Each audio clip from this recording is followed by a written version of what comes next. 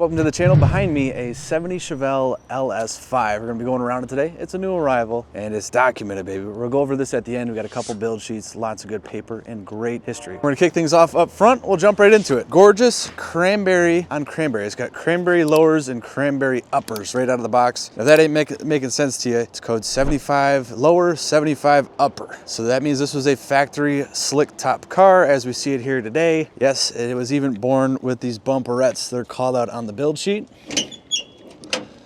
Check this out. We have a period correct 512 454 block in here. This is the badass 4-volt main motor. It is almost spot on for the date. Very cool, but it was replaced earlier in its life. This one's equipped with power steering, power disc brakes, looks like some new hoses, clamps, cleaners, covers, and more. Really nicely detailed, and our courtesy lamp is working. And just up on top of that cowl is the original trim tag with the original fastener still holding it down, looking good. Love a 70 Chevelle with a couple black stripes. This thing looks very stout. Wheel arch molding looks great. Riding on a set of 14-inch SS wheels with the raised white letter Goodyears, just as called out on the build sheet. Pretty cool. We've got SS 454 badging. We have real nice crisp gaps, really straight paint and body coming down the side of this car. And another detail that is correct are those door edge moldings. Love the hips on these cars. These quarter panels look great. Paint is nice and flat, bodywork looks good. Coming out back, we got our dual stainless exhaust, nicely fitted bumper and deck lid. Our SS molding on that bumper holding on tight, looks good, not cracking or shrinking. All right, full-size matching spare with the high dollar tire. Nice trunk mat, factory wheel tubs. Underside of this deck lid looks great. All the correct stickers, we always like to see that. Gutter looks very nice and clean. Seal looks new. I dig it. Shooting down the passenger side, looks a whole lot like the driver. It's really straight. I like the fitment everywhere, I like the gaps. Glass looks to be original and scratch-free. Good fit in door and fender. Same sexy wheel and tire. Bumper fits nice and square too. Let's check out the inside. Ooh la la. Man, door edges look great. Door cards look good. Nice carpet kit in here. And the color you see here, this is Ivory Parchment. This is code 790, as you'd see on that factory trim tag. So this is just as it was born. Black dash, black carpet. Got the original SS wheel in great shape. No cracks. Factory tilt column.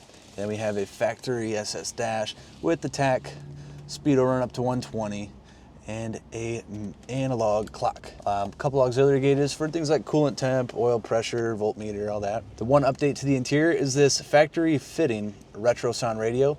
This is pretty trick, gives you AM, FM, and Bluetooth. Heater controls there, little cigarette lighter in an ashtray, and a nice clean and simple glove compartment. I'll show you that.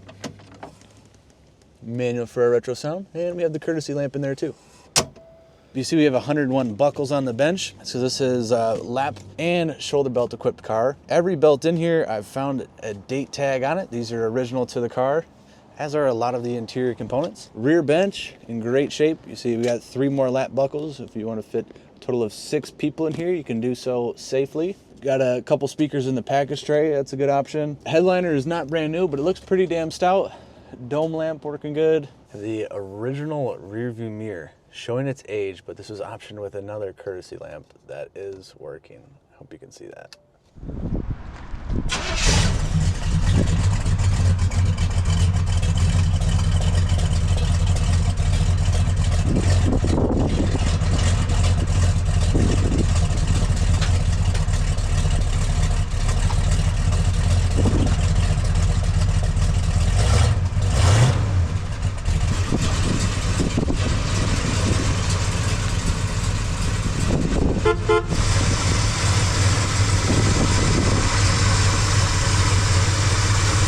Before we go, I want to show you some of the paperwork that comes with this bad boy. Yes, like we said, not one, but 2 build sheets. One from behind the rear seat, one from behind the driver's seat back. This is an Atlanta-built car, sold new at Eriks Chevrolet in Kokomo, Indiana. Pretty cool this is still with it. Heck yeah.